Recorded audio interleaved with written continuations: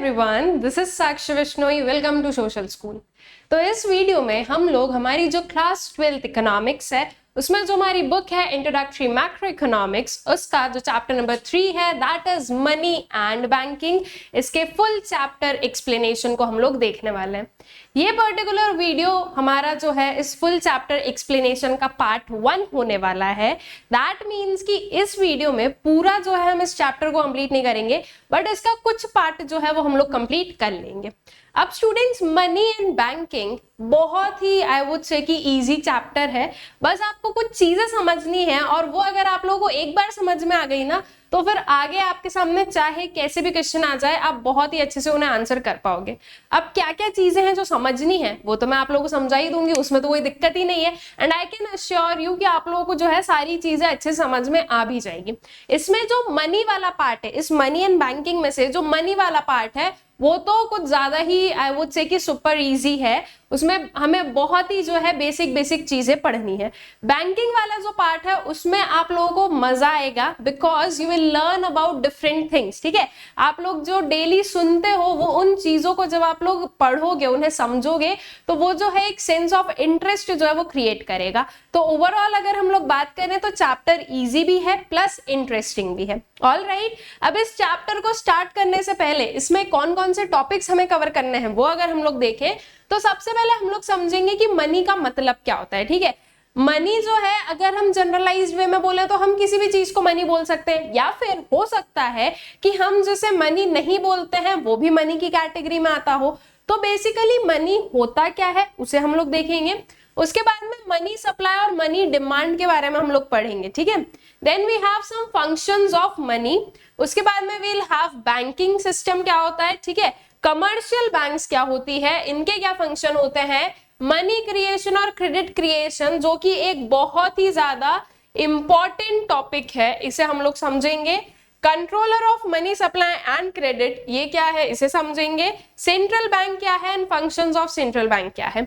Central bank के अंदर ही ये चीज आएगी आपके controller of money supply and credit. All right, तो इस पर्टिकुलर वीडियो में हम लोग जो है मनी का मतलब समझने वाले हैं और वेरियस क्या क्या जो है फंक्शंस है मनी के, इन्हें हम लोग देखेंगे। मनी सप्लाई मनी डिमांड जो है वो हमारे नेक्स्ट वाले वीडियो में हम लोग कवर करेंगे। ऑल राइट, तो चलिए स्टार्ट करते हैं विद द वेरी बेसिक जो है आपका concept that is money. Basically money क्या है?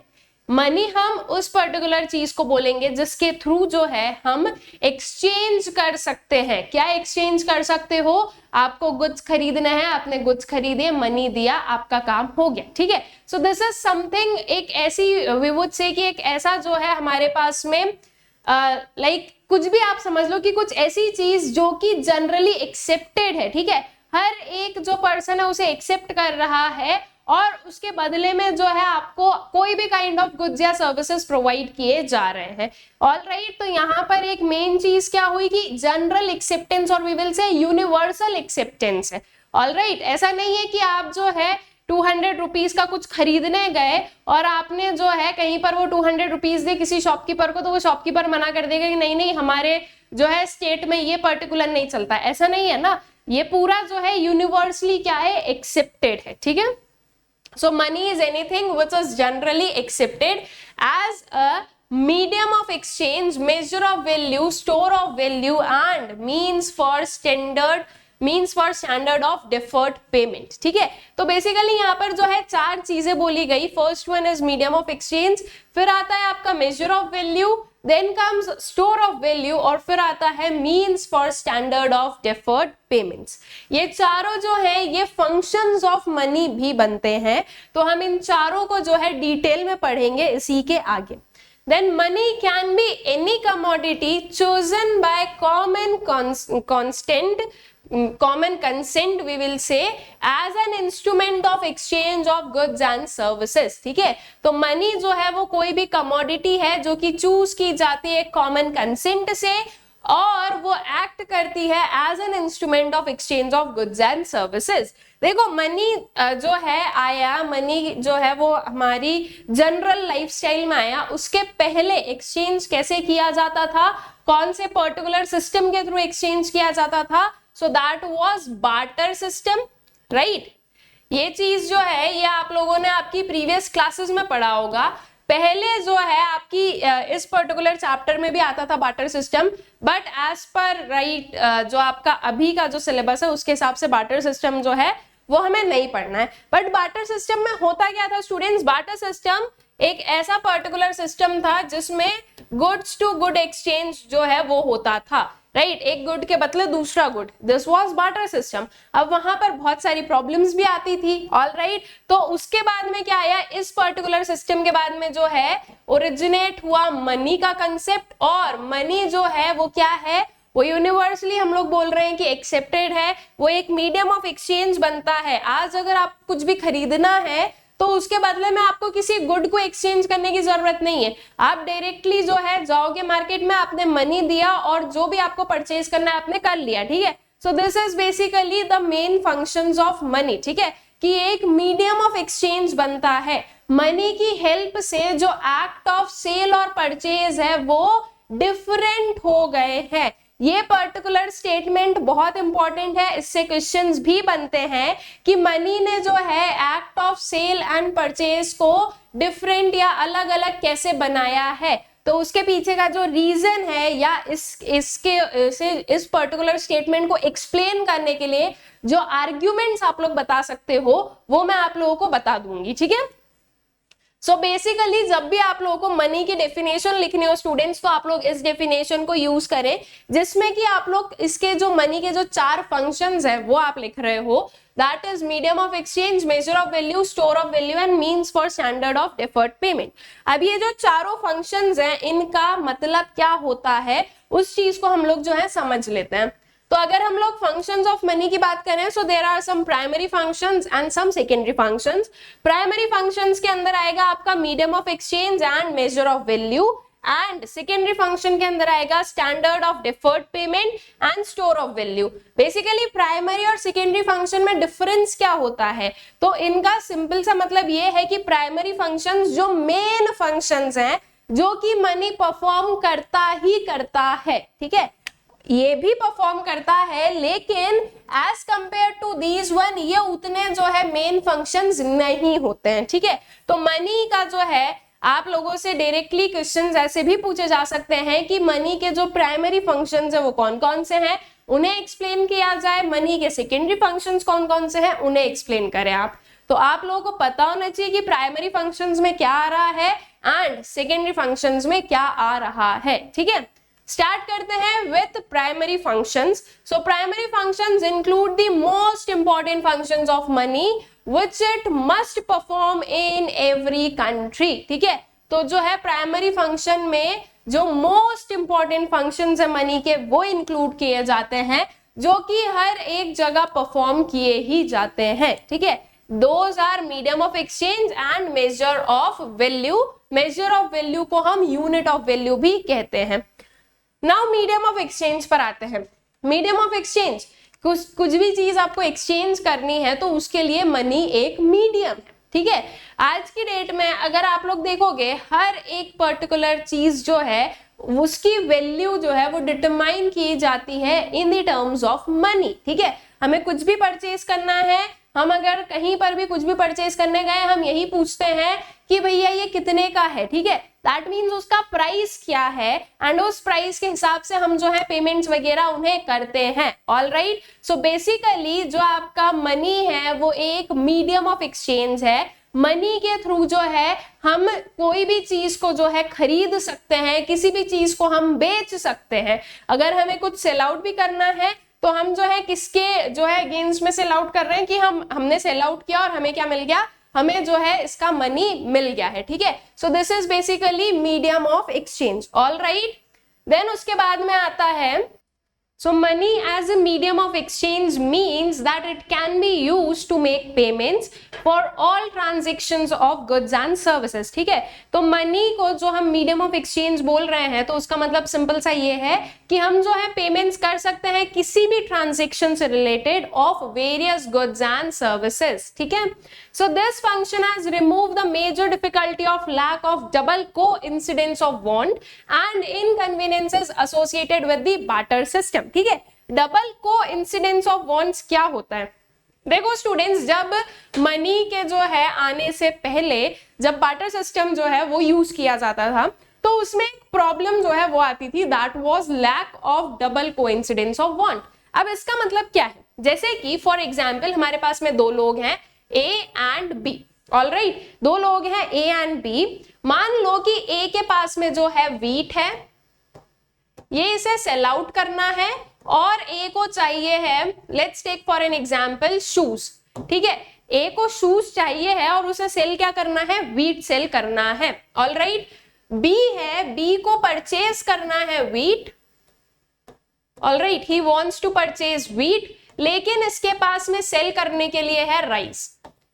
अब यहां पर जो है डबल कोइंसिडेंस ऑफ वांट की जरूरत है। इसका मतलब कि ए को जो बेचना है वो बी को खरीदना है, और बी को जो बेचना है वो ए को खरीदना हो, अगर ऐसा होता है तो इसे हम डबल कोइंसिडेंस ऑफ वांट कहते हैं, कि दोनों साइड से जो है वांट्स फुलफिल भी हो रहे हैं, और दोनों साइड में जो है लोगों के पास में वही है कि एक को जो बेचना है वो दूसरे को खरीदना है, उसे जो बेचना है वो इसे खरीदना है, तो इसे हम कहते हैं क्या, डबल कोइंसिडेंस ऑफ वांट। तो ये जो पर्टिकुलर है ना डबल कोइंसिडेंस ऑफ वांट, ये मिल पाना बहुत मुश्किल है, ऑलराइट। जैसे कि यहीं पर ही एग्जांपल ले लो कि ए को जो है शूज खरीदना है, लेकिन बी को क्या बेचना है, बी को राइस बेचना है, तो ये क्या हुआ, यहाँ पर डबल कोइंसिडेंस नहीं हो पाया है। तो सेम वे में जो है ये जो डबल कोइंसिडेंस ऑफ वांट है ये हो पाना इज वेरी मुश्किल, ठीक है, वॉज वेरी मुश्किल, इस नहीं बोलूंगी मैं क्योंकि आज की डेट में हम लोग इसे फॉलो नहीं करते हैं, लेकिन पहले जो है बहुत मुश्किल था। तो after the introduction of money क्या हुआ, ये जो पर्टिकुलर प्रॉब्लम थी, दैट इज जो lack of double coincidence of want है, इस पर्टिकुलर चीज को हमने क्या कर दिया, पूरा वॉश आउट कर दिया है, और यहाँ पर जो है इस पूरी डिफिकल्टी को प्रॉपर्ली रिमूव कर कर अब मनी ने क्या किया, एक मेजर रोल जो है यहाँ पर अपना निभाया है, इन दी सेंस कि अब हम मनी के थ्रू कुछ भी बेच सकते हैं, कुछ भी खरीद सकते हैं। अब ए को शूज खरीदना है, व्हीट बेचना है, तो ए जो है पहले व्हीट को सेल आउट कर देगा, व्हीट को सेल आउट करके इसके पास में आ जाएगा मनी, इस मनी को यूज करके ये जो शूज है वो खरीद लेगा, ठीक है। बी को व्हीट खरीदना है तो बी जाएगा मार्केट में, व्हीट खरीद के ले आएगा मनी के थ्रू, और वो जो है राइस को सेल कर देगा मनी के through, all right. So this is basically medium of exchange. So use of money allows purchase and sale to be conducted independently of one another. Money has no power to satisfy human wants, but it commands power to purchase those things which have utility to satisfy human wants, ठीक है। तो money के खुद के पास में जो है, money जो है वो उसके पास में खुद के पास में पावर नहीं है कि वो किसी भी ह्यूमन वांट को सेटिस्फाई कर सके। जैसे कि फॉर एग्जांपल मेरे पास में 10,000 रुपीज रखे हैं, तो वो उन 10,000 रुपीज से मेरा कोई वांट फुलफिल नहीं होगा, लेकिन वो 10,000 के पास में ये पावर है कि उन्हें यूज करके मैं वो चीजें खरीद सकती हूँ जिनसे मेरा जो वांट है वो फुलफिल हो सके, ठीक है, वो सेटिस्फाई हो सके। तो मनी के पास में खुद के पास में पावर नहीं है किसी भी वांट को सेटिस्फाई करने की, लेकिन जो है उसके पास में ये यूटिलिटी है कि वो दूसरे जो वांट्स है वो हम क्या कर सकते हैं, मतलब कि जो गुड्स वगैरह है उन्हें परचेज कर सकते हैं जिनसे कि हमारे वांट्स फुलफिल हो सकते हैं। अब यहाँ पर मैंने आप लोगों को एक चीज बोली थी कि मनी ने जो है जो act of sale and purchase है उसे क्या कर दिया है, उसे सेपरेट कर दिया है। पहले क्या था, जैसे कि बार्टर एक्सचेंज की बात करो, ए एंड बी, ठीक है, ए जो है वो कुछ सेल करेगा तो उसी टाइम पर वो कुछ ना कुछ परचेज भी करेगा, ऑलराइट, ये बार्टर एक्सचेंज की बात कर रहे हैं।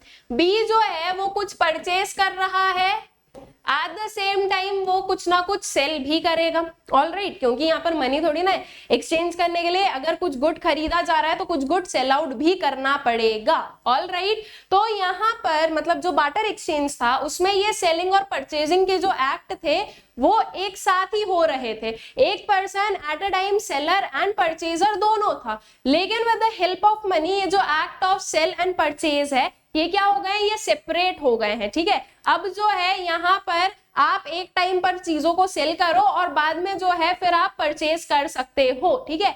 तो एट अ मोमेंट या एट द सेम टाइम आपको दोनों फंक्शंस परफॉर्म करने की जरूरत नहीं है, ऑल राइट। देन उसके बाद में आता है next function that is major of value, जिसे हम यूनिट ऑफ वैल्यू भी कहते हैं। अब मेजर ऑफ वैल्यू का क्या मतलब हुआ, देखो हम जो है ना फंक्शंस ऑफ मनी जो है इन्हें थोड़ा हम बार्टर एक्सचेंज से रिलेटेड या बार्टर एक्सचेंज से कंपेयर करते हुए चलेंगे, क्योंकि उससे जब हम कंपेयर करेंगे ना तो आप लोगों को चीजें ज्यादा अच्छे समझ में आएगी। नाउ फॉर एन एग्जाम्पल, हम बार्टर एक्सचेंज की बात कर रहे थे, हमने लिया था ए और बी, ठीक है। ए को सेल क्या करना था, व्हीट, और इसे परचेज क्या करना था, मैं शॉर्ट में लिख रही हूं SNP, ठीक है। इसे परचेज क्या करना था, इसे परचेज करना था शूज। बी को सेल करना है राइस एंड परचेज करना है व्हीट। ऑल राइट, नाउ जो मेजर ऑफ वैल्यू है या यूनिट ऑफ वैल्यू है वो बेसिकली इसका मतलब ये होता है कि हम जो है किसी भी पर्टिकुलर चीज की value in the terms of money बता पा रहे हैं। जैसे कि फॉर एग्जांपल हम लोग बोलते हैं कि व्हीट है 1 kg। अब 1 kg व्हीट जो है वो कितने पेयर ऑफ शूज के बराबर है, ये आइडेंटिफाई करना मुश्किल है, राइट। यहां पर हम बोल रहे हैं राइस 2 kg, तो क्या 1 kg of wheat is equals to 2 kg of rice होता है।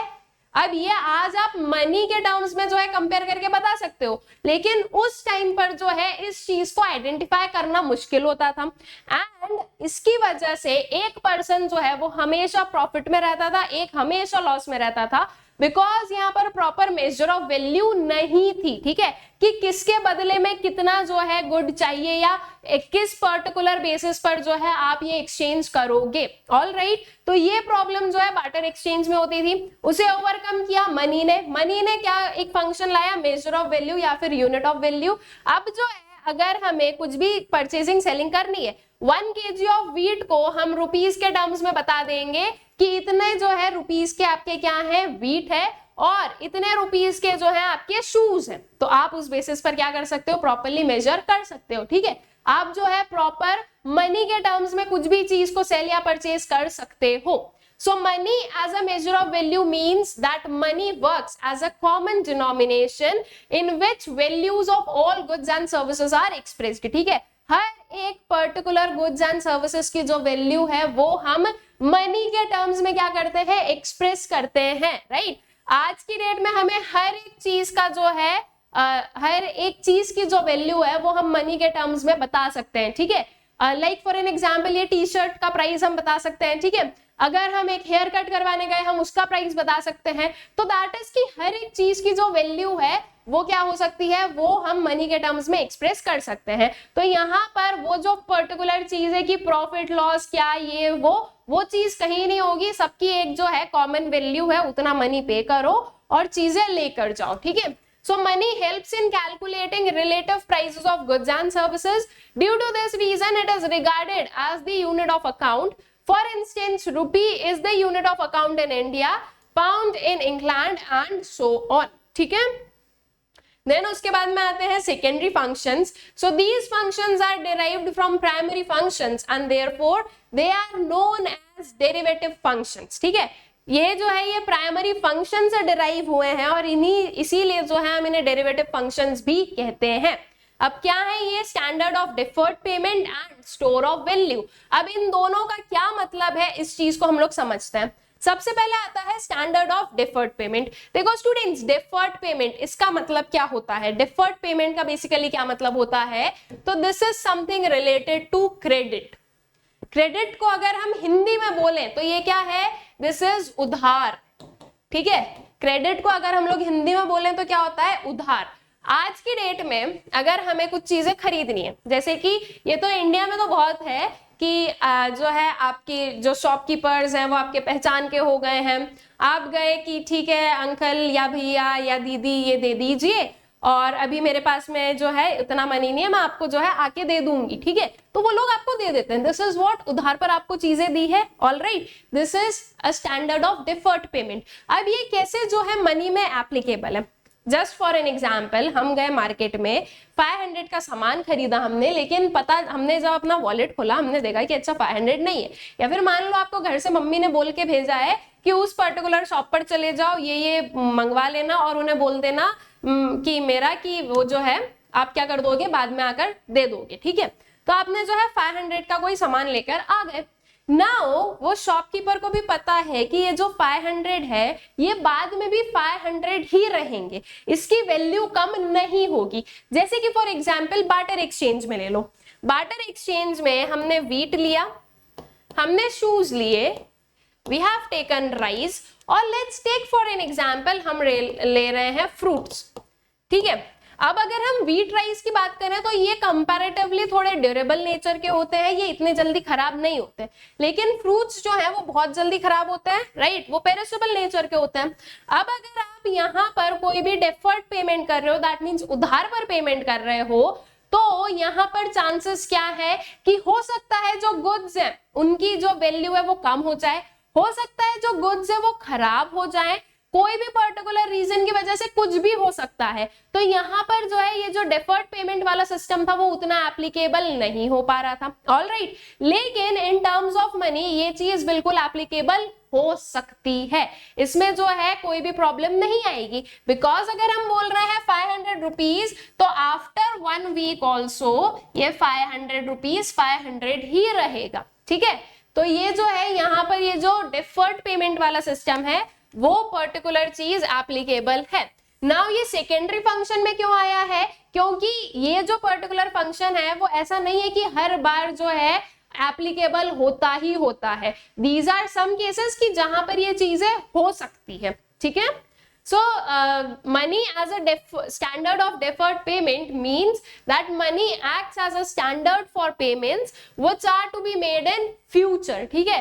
तो money as a standard of deferred payment का मतलब क्या है कि मनी जो है उसे वो एक एक्ट कर रहा है एज अ स्टैंडर्ड, किस चीज के लिए स्टैंडर्ड, उस पेमेंट्स के लिए जो कि हम फ्यूचर में कर सकते हैं। सो this function of money is significant because money as a standard of deferred payment has simplified the borrowing and lending operations, ठीक है। यहाँ पर जो है बोरोइंग और लेंडिंग ऑपरेशन जो है वो सिंप्लीफाई हो गए। अब अगर हम जो है बिग अमाउंट्स की बात करें, जैसे अभी तो मैंने आपको सिर्फ 500 बोला, लेकिन मान लो कि आपको जरूरत थी जो है मनी की, आपने आपके फ्रेंड से बोला कि मुझे 10,000 दे दो, I will return you with interest. तो ये क्या हुआ कि विद टाइम जो है आपने उसे मनी भी रिटर्न कर दिया और उसका इंटरेस्ट भी पे कर दिया। तो यहाँ पर जो है लेंडिंग बोरोइंग क्या हो गया, इजी हो गया। हम जो है बैंक से लोन ले सकते हैं, उनसे जब भी जरूरत हो तो हम जो है फाइनेंशियल हेल्प मांग सकते हैं, ठीक है। इन दैट सेंस सिंपल सी चीज है, इंटरेस्ट पेमेंट करते जाओ, प्रिंसिपल अमाउंट भी पे करते जाओ, चीजें जो है वो हो जाएंगी। So it has led to the creation of financial institutions. ये पर्टिकुलर जो फंक्शन है इसकी वजह से किस चीज का क्रिएशन हुआ है, फाइनेंशियल इंस्टीट्यूशंस का। यहाँ पर बिल्कुल स्पेसिफिकली हम लोग बोले तो बैंक्स एंड ऑल जो है इनका क्रिएशन हुआ है, ऑलराइट। बैंक जो है वो सबसे ज्यादा जो है लेंडिंग एंड बोरोइंग कर रही है। वी वुड से लेंडिंग जो है मेन चीज अगर हम लोग बोले तो जो लेंडिंग है वो बैंक सबसे ज्यादा कर रही है, ठीक है। तो ये जो उधार वाला सिस्टम है, ये जो डेफर्ड पेमेंट वाला जो कंसेप्ट है, इसकी वजह से जो फाइनेंशियल इंस्टीट्यूशंस हैं उनका क्रिएशन हम लोग क्या कर सकते हैं, देख सकते हैं। देन उसके बाद में store of value that is asset function of money, ठीक है। नाउ स्टोर ऑफ वैल्यू का क्या मतलब हुआ, स्टोर ऑफ वैल्यू सिंपल सी चीज है कि जो है हम लोग मनी को स्टोर कर रख सकते हैं। स्टोर करके कैसे रख सकते हैं, एक सिंपल सा एग्जांपल लेते हैं। हम लोग सेविंग्स करते हैं, हम लोग पिगी बैंक्स भी जो है वो क्या करते हैं, वो भी जो है हम लोग पूरी मेंटेन करके रखते हैं। लाइक जब तक आप छोटे रहते हो, जब तक आप इतना जो है बैंकिंग जो पूरी सर्विसेज हैं उनसे बहुत ज्यादा जो है थरो नहीं होते हो, आपके जो है बैंक अकाउंट्स आज की डेट में तो वैसे बच्चों के भी खुलते हैं, लेकिन पहले जो है इतने जो है बच्चों के बैंक अकाउंट वगैरह नहीं खुलते थे, लेकिन आज की डेट में खुलते हैं। स्टिल बीइंग अ माइनर आप लोग उसे जो है इतना ऑपरेट नहीं करते हो। हमें जो है मतलब ये एक नॉर्मल एग्जांपल लो, घर पर कोई रिलेटिव्स आते हैं, वो हमें मनी देकर जाते हैं, तो हम क्या करते हैं, उसे पिगी बैंक में डाल देते हैं, राइट, कि ये हमारी सेविंग्स है। तो सेम वे में जैसे छोटे बच्चे या जैसे जो है आप लोग सेविंग्स करते हो, सेम वे में आपके पेरेंट्स भी क्या करते हैं, सेविंग करते हैं। क्यों करते हैं, टू लाइक सिक्योर फ्यूचर, ठीक है। हमें नहीं पता फ्यूचर में क्या होगा, क्या हो सकता है, ये सारी चीजें, तो उस चीज को सिक्योर करने के लिए हम जो है सेविंग्स करके रखते हैं, ठीक है। तो ये जो सेविंग्स है स्टूडेंट्स, ये हम क्यों कर पा रहे हैं, बिकॉज मनी जो है वो हमें ये पर्टिकुलर फंक्शन प्रोवाइड करता है स्टोर ऑफ वैल्यू का। जब हम बार्टर एक्सचेंज की बात करते हैं तो बार्टर एक्सचेंज में गुड्स टू गुड एक्सचेंज वाला सिस्टम है, वहां पर आपके जो गुड्स हैं वो क्या हो सकते हैं, वो खराब हो सकते हैं। और जो चीज खराब हो सकती है, क्या आप उसे स्टोर करके रखोगे? नहीं। अगर आपने उसको स्टोर करके रखा तो पहले जो आपको वो पर्टिकुलर चीज वैल्यू प्रोवाइड कर रहा था, अब वो उतनी भी नहीं कर पाएगा, क्योंकि उसकी जो लाइक वी विल से कि वो जो है वो खराब हो चुकी है, ठीक है, उसकी क्वालिटी जो है वो डिटोरिएट हो चुकी है। सो इन दैट केस कि हम लोग क्या करते थे जब बार्टर एक्सचेंज वाला सिस्टम था कि स्टोर नहीं करके रखा जाता था, जब जहां पर जो एक्सचेंज करना है वो कर लिया। लेकिन आज की डेट में वी कैन स्टोर मनी, ठीक है, and we do store money अपने जो है फ्यूचर को सिक्योर करने के लिए। ऑल राइट, तो हम जो है मनी को सेव करते हैं ये सोच के कि आगे कभी भी हमें जरूरत लगी तो ये चीज हमारे पास में as in the form of savings रखी हुई है। और हम क्यों सेव कर पाते हैं? बिकॉज वी नो कि इसकी जो वैल्यू है वो डिटोरिएट नहीं होगी, ठीक है, इसलिए जो है हम उस पर्टिकुलर मनी को रख के रखते हैं। अब स्टोर हम वेरियस वेज में कर सकते हैं, कुछ लोग इन्वेस्टमेंट करते हैं, कुछ अपने बैंक अकाउंट में रखते हैं, कुछ एफडीज बनवा लेते हैं। तो ये सारी चीजों में जो है आपका जो मनी है उसे स्टोर किया जा सकता है। So money as a store of value means that money can be used to transfer purchasing power from present to future. Money is a way to store wealth, ठीक है। हम क्या कर रहे हैं, अपनी जो परचेजिंग पावर है उसे प्रेजेंट से फ्यूचर में शिफ्ट कर रहे हैं, इन दी सेंस कि आज उस मनी से जो हम परचेज कर सकते थे वो हम परचेज ना कर उसे सेव कर रहे हैं फ्यूचर के लिए। तो वो हमने क्या किया है, हमारी जो परचेजिंग पावर है उसे आज प्रेजेंट से हमने फ्यूचर में शिफ्ट किया है, ठीक है। So money is a way to store wealth. So money as a store of value has the following advantages. Money is available in fractional denomination ranging from 1 to 2000, ठीक है। जो money as a store of value है उसके various advantages है, जैसे कि first वाला कि जो है मनी फ्रैक्शनल डिनोमिनेशंस में अवेलेबल है और डिफरेंट डिनोमिनेशंस में अवेलेबल है 1 रुपी से 2000 तक। तो आप जो है अपनी कैपेसिटी के हिसाब से उस पर्टिकुलर जो है अमाउंट को सेव कर सकते हो जो आपको लग रहा है करना है, ठीक है। Money has the merit of general acceptability, so it can be easily exchange for goods at all time, ठीक है। मनी के पास में क्या है, जनरल एक्सेप्टेबिलिटी है, तो आप उस मनी को अगर फ्यूचर में भी यूज कर रहे हो तो वो एक्सेप्ट किया जाएगा। ये पर्टिकुलर जो चीज है, मतलब कि ये पर्टिकुलर जो डर है वो हमारे अंदर नहीं रहेगा कि अगर फ्यूचर में ये जो है ये एक्सेप्टेबल नहीं हुआ तो क्या, ठीक है। तो मनी जो है उसे हम क्या कर सकते हैं, उसे हम एक्सचेंज के लिए यूज कर सकते हैं at any point of time, ठीक है।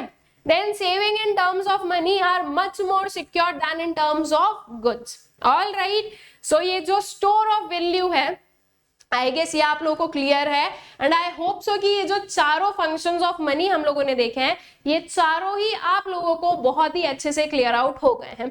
तो विद दिस जो फंक्शंस ऑफ मनी है वो हमारे कंप्लीट हो जाते हैं, एंड आई होप सो कि आप लोगों को भी जो है ये समझ में आ गए होंगे। विद दिस हम लोग इस पर्टिकुलर पार्ट के एंड पर आते हैं। चैप्टर अभी खत्म नहीं हुआ है, पार्ट खत्म हुआ है, हमारा जो पार्ट 1 है। आगे मिलेंगे हम लोग अपने नेक्स्ट वाले पार्ट में। आई होप सो कि ये वीडियो जो है वो आप लोगों के लिए यूजफुल रहा होगा, एंड इसी के जैसे और भी जो वीडियोस हैं ये आप लोगों को हमारा जो यूट्यूब चैनल है सोशल स्कूल वहां पर मिल जाएंगे। Do subscribe our channel and also do share it. इसके बाद स्टूडेंट्स आप लोग जो अनअकैडमी ऐप है वो डाउनलोड कर सकते हैं, जहां पर आप लोग एक्सपीरियंस कर सकते हैं और भी एक्सटेंडेड फीचर्स, जैसे कि you have the option of live real time interaction using chats and emojis. आप लोग क्वेश्चंस पूछ सकते हैं यूजिंग क्वेश्चन टैब्स। आप लोगों के पास में जो है लाइव पोल ऑप्शन है क्विज के लिए। Also you have the chance to win scholarship through weekly scholarship test. If अगर आप इन सारे फीचर्स को एक्सेस करना चाहते हैं, एक्सपीरियंस करना चाहते हैं एंड मैक्सिमम डिस्काउंट पाना चाहते हैं तो डू यूज कोड साक्षी वी। इसके apart you can join our Telegram channel social school. इसकी जो है लिंक आप लोगों को डिस्क्रिप्शन बॉक्स में भी मिल जाएगी। यहाँ पर आपको वेरियस अपडेट्स मिलेंगे एंड नोट्स के पीडीएफ्स वगैरह भी मिल जाएंगे। आई होप सो ये सारी चीजें आप लोगों को अच्छे से क्लियर है। मिलते हैं अपने नेक्स्ट वाले पार्ट में। Thank you.